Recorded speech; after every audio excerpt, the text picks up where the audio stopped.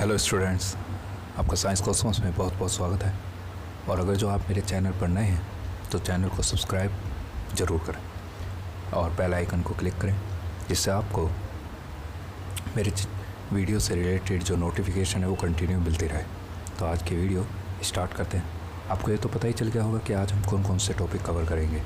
तो सबसे पहले मैं आपको जो फर्स्ट टॉपिक हम कवर करने जा रहे हैं that is pollen pistil interaction.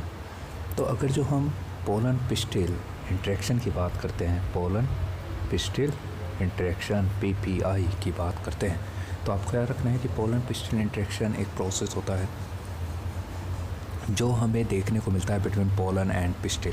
Pollen and pistol means actual में जैसे आप देख सकते हैं कि this is a pistol. Pistol के 3 पार्ट होते हैं, स्टिग्मा, स्टाइल एंड ओवेरी। और इसके अंदर क्या प्रेजेंट होता है? ओव्यूल। अब आपको याद रखना है कि जब पोलन ग्रेन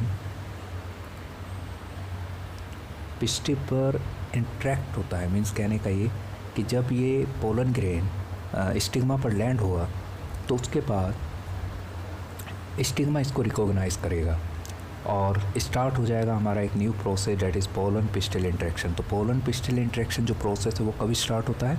जब पोलन ग्रेन किसके कांटेक्ट में आते हैं? पिस्टल के कांटेक्ट में आते हैं, या पिस्टल का जो पार्ट है जिसे हम स्टिग्मा कहते हैं, तो उसके कांटेक्ट पर आते ही ये प्रोसेस स्टार्ट हो जाता है। अब इस प्रोसेस का पर्पस क्या है? तो आपको याद रखना है कि इस प्रोसेस का जो पर्पस है वो ये है कि एक्चुअल में आप जानते हैं कि जो पोलन ग्रेन्स होते हैं उन्हें हम 2 कैटेगरीज में डिवाइड करेंगे, जिसमें एक कैटेगरी होगी कंपैटिबल और एक होगी नॉन इनकम्पेटिबल। मीन्स कहने का ये कि एक्चुअल में जो पोलन ग्रेन्स होते हैं वो डिफरेंट स्पीसीज़ के भी हो सकते हैं या फिर सेम स्पीसीज़ के हो सकते हैं। तो एक्चुअल में जो हमारा स्टिग्मा होता है वो पोलन ग्रेन को डिटेक्ट करता है कि ये रॉन्ग टाइप का है या राइट टाइप का है। मतलब कहने का ये कि पोलन ग्रेन्स राइट टाइप का भी हो सकता है और रॉन्ग टाइप का भी हो सकता है। अगर जो राइट टाइप का पोलन ग्रेन है तो उसको हम नाम देते हैं कंपैटिबल,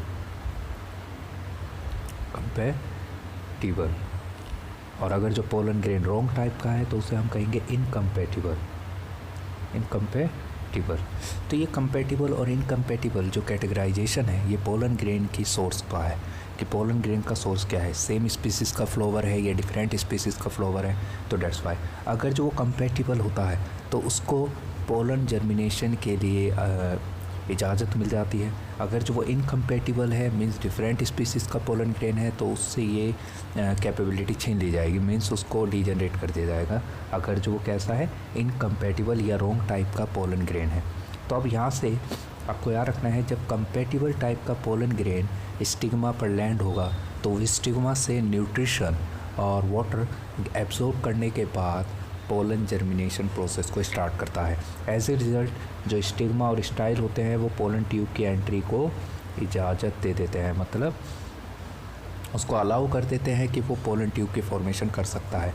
एज ए रिज़ल्ट जो पोलन ट्यूब है उसकी ग्रोथ और उसकी जो फर्दर डायरेक्शन है वो स्टाइल पर डिपेंड करती है, क्योंकि जो स्टाइल है वो फर्दर केमिकल्स रिलीज़ करके जो पोलन ट्यूब की ग्रोथ और डायरेक्शन उसको प्रमोट करती है, जिससे पोलन ट्यूब कंटिन्यू ओव्यूल की तरफ ग्रो करती रहे, मीन्स अपने टारगेट ऑर्गन या टारगेट टिश्यू पर ट्रांसफ़र हो जाए। तो डेट्स वाई इस होल प्रोसेस को हम क्या कहते हैं? पोलन पिस्टल इंटरेक्शन कहते हैं। So I hope you will understand. अब हम एक बार नोट्स पर नज़र डाल देते हैं। जैसा मैंने आपको बताया, what is pollen pistil interaction? A process in which pollen recognition followed by promotion और inhibition of pollen germination. Means pollen germination को प्रमोट भी किया जा सकता है, इनहिबिट भी किया जा सकता है, लेकिन आफ्टर रिकॉग्निशन। और इस रिकॉग्निशन में कौन इंपॉर्टेंट रोल प्ले करता है? Pistil. Pistil has the ability to recognise the pollen whether right type means compatible और रॉन्ग टाइप इनकम्पैटिबल। तो आपको ध्यान रखना है कि रॉन्ग टाइप और राइट टाइप का मतलब क्या है। जैसे pistil accept the right type of pollen means जब पोलन ग्रेन सेम स्पीसीज़ के फ्लावर का होगा तो वो राइट टाइप होगा और प्रमोट करेगा fertilisation. And rejects, pistil reject भी कर सकता है the wrong type of pollen अगर जो पोलन ग्रेन अदर स्पीसीज़ का है तो वो इनकम्पैटिबल या पोलन, अंडरस्टैंड। तो ये आपको याद रखना है कि पोलन ग्रेन 2 होते हैं। Compatible means pollen grain of same species या incompatible pollen of other species.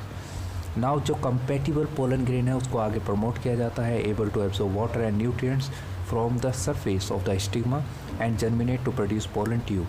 Understand. Next point आपको याद रखना है कि जब वाटर एंड न्यूट्रिएंट्स एब्जॉर्ब कर लिया जाता है by the pollen grain, then pollen tube की फॉर्मेशन होते हैं। लेकिन further growth and direction determined by the style of the pistil.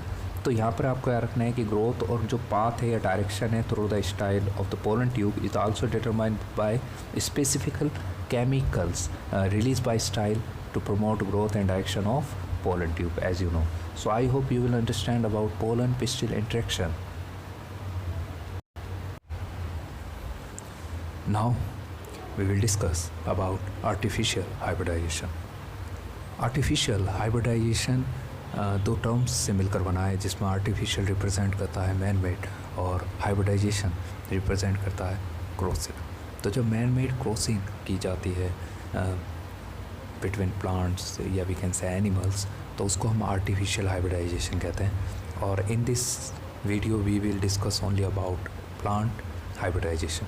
तो इस प्रोसेस में क्या होता है, जो हम टू डिफरेंट प्लांट्स लेते हैं जिनके अंदर बेटर क्वालिटी या बेटर ट्रेड्स होते हैं, और उन ट्रेड्स को हम आइसोलेट करके फिर जब हम क्रॉसिंग करते हैं या हाइब्रिडाइजेशन करते हैं उनके बीच में, तो हाइब्रिडाइजेशन करने से हमें एक बेटर सुपीरियर वैरायटी मिलती है। उस बेटर सुपीरियर वैरायटी की जो फीचर्स होते हैं वो नॉर्मल वेजिटेबल्स और प्लांट के कंपैरिजन में बेस्ट होते हैं।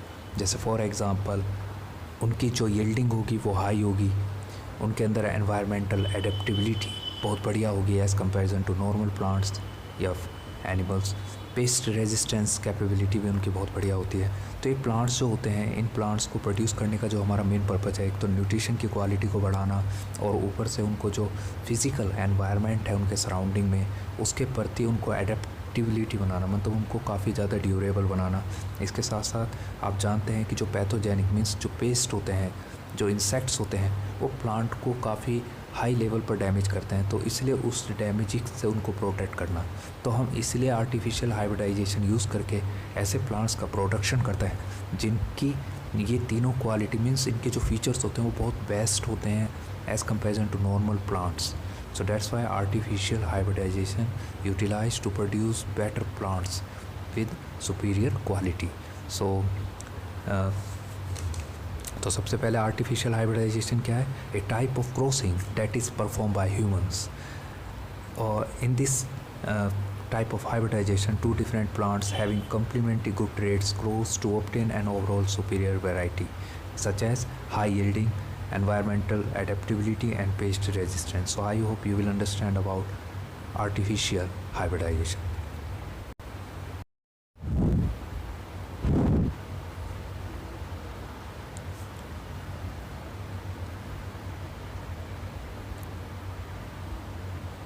Now we will discuss about precaution measures of artificial hybridization. तो जब हम artificial hybridization करते हैं तो उस दौरान हमें कुछ प्रिकॉशंस का ध्यान रखना होता है, जिसमें से हम दो प्रिकॉशंस यहाँ स्टडी करेंगे। पहला प्रिकॉशन होगा इमैस्क्यूलेशन।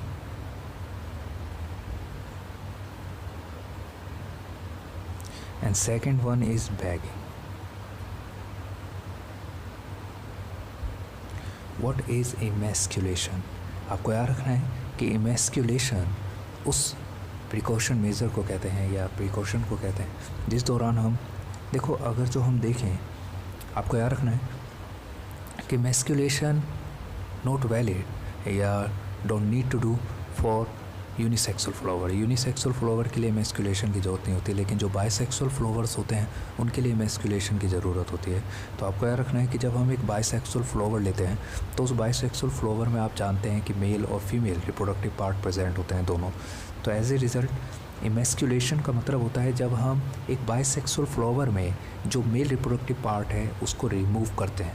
तो removal of male reproductive part two eliminate the chances of self pollination, क्योंकि आप जानते हैं कि अगर जो सेल्फ पॉलिनेशन वहाँ पर होता है तो हम डिज़ायरेबल पोलन ग्रेन को उसके कॉन्टैक्ट में नहीं ला पाएंगे।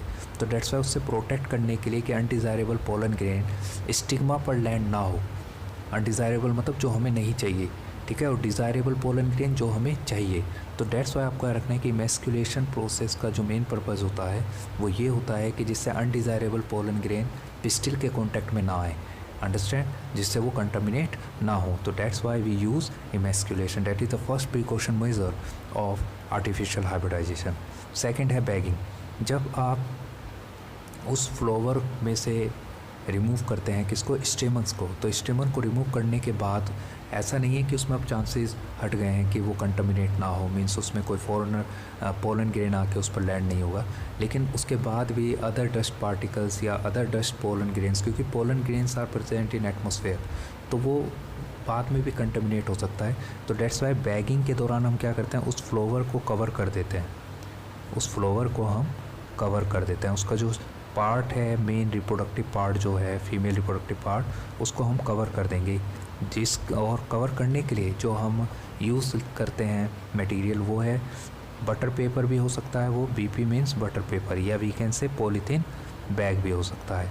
तो इसकी हेल्प से हम उसको कवर कर देते हैं, जिससे क्या है कोई फॉरेनर जो पोलन ग्रेन है या जो अनडिज़ायरेबल पोलन ग्रेन है वो उसके कांटेक्ट में ना आ पाए। अगर जो अनडिज़ायरेबल पोलन ग्रेन उसके कांटेक्ट में आएगा तो फिर वही कि हमारा जो डिज़ायरेबल पोलन ग्रेन है वो उससे लैंड नहीं हो पाएगा। तो डेट्स वाई हम उसको कंटामिनेट होने से बचाते हैं, इसलिए हम उसको कवर कर देते हैं। So I hope you will understand about emasculation and bagging. Now we will see notes of artificial hybridization. तो जैसा मैंने आपको बताया कि आर्टिफिशियल हाइब्रिडाइजेशन के दौरान जो प्रिकॉशन मेजर्स होते हैं वो होते हैं इमेस्कुलेशन और बैगिंग। इमेस्कुलेशन क्या है, the removal of stamens from the flower. It's to eliminate the chances of self pollination with pistil of same flower. So I hope you will understand about emasculation.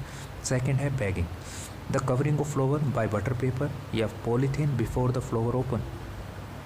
ठीक है, तो इसमें जो emasculated floral bird आपने लिया है of the female parent इसलिए कहा गया है क्योंकि वो पहले बाइसेक्सुअल था। तो जब हमने उसमें से किसको रिमूव किया, एंथर को रिमूव किया या स्टेमन्स को रिमूव किया, तो उसके बाद उसके अंदर से फीमेल रिप्रोडक्टिव पार्ट रह गया, इसलिए हम उसे फीमेल पेरेंट कहते हैं। And the floral buds of the male parent, एक दूसरा फ्लोवर भी हम वहाँ लेते हैं जो डिज़ायरेबल पोलन ग्रेन वाला होता है। तो आपको याद रखना है कि उसको हम, क्योंकि उस फ्लोवर पर सिर्फ मेल रिप्रोडक्टिव पार्ट है, डेट्स वाई हम वहाँ पे उसे क्या कहते हैं, the floral buds of the male parent. Bagged in order, bagged means उसको कवर कर दिया, in order to protect them from contamination. Contamination means कोई भी फॉरेनर पोलन ग्रेन या कोई भी ऐसी चीज़ या पैथोजन वगैरह, तो उससे प्रोटेक्ट करने के लिए हम उसको कवर कर देते हैं। और अगर जो if the female parent produce unisexual flower, अगर जो वो यूनिसेक्सुअल फ्लावर है तो there is no need for emasculation, फिर उसके लिए हम इमेस्कुलेशन की ज़रूरत नहीं होती। आपको याद रखना है कि जो फीमेल फ्लावर बर्ड्स है उसको हम जब तक बैग करते हैं जब तक फ्लावर ओपन नहीं होता, ठीक है।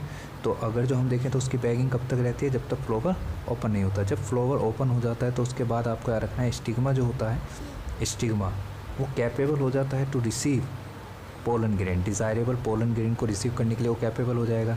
तो उस दौरान हम उसका पोलिनेशन कर देते हैं, मीन्स उसके ऊपर desirable pollen grain, DPG means desirable pollen grain, उस पर ट्रांसफ़र कर देते हैं। लेकिन उसके बाद फिर हम उसको अगेन रीबैग कर देंगे। रीबैग मीन्स उसको दोबारा से बटर पेपर या फिर पॉलीथीन बैग से कवर कर देंगे, जिससे अब ये प्रोसेस जो रीबैग हमने किया है जब तक रहेगा जब तक फर्टिलाइजेशन पूरा ना हो जाए, means pollination means pollen tube formation plus fertilisation जब तक नहीं होता कंप्लीट तब तक हम उसको रीबैग करे रखते हैं। तो that's Y I hope you will understand, क्योंकि इस दौरान उसको कंटामिनेशन से फिर अगेन प्रोटेक्ट करना होता है। तो डेट्स वाई आपको याद रखना है कि बैगिंग एक तो जब करते हैं जब स्टिग्मा अनमैच्योर होता है, मीन्स बर्ड कंडीशन में होता है, या फिर हम उस दौरान करते हैं जब बर्ड मीन्स स्टिग्मा पूरी तरह से मैच्योर हो जाता है और उसमें आर्टिफिशियल जब हम पोलिनेशन करते हैं मीन्स डिज़ायरेबल पोलन ग्रेन उसके कॉन्टैक्ट में लाते हैं, तो उसके बाद उसको फिर अगेन रीपैक करते हैं to protect against contamination. So I hope you will understand about artificial hybridization as well as pollen pistil interactions.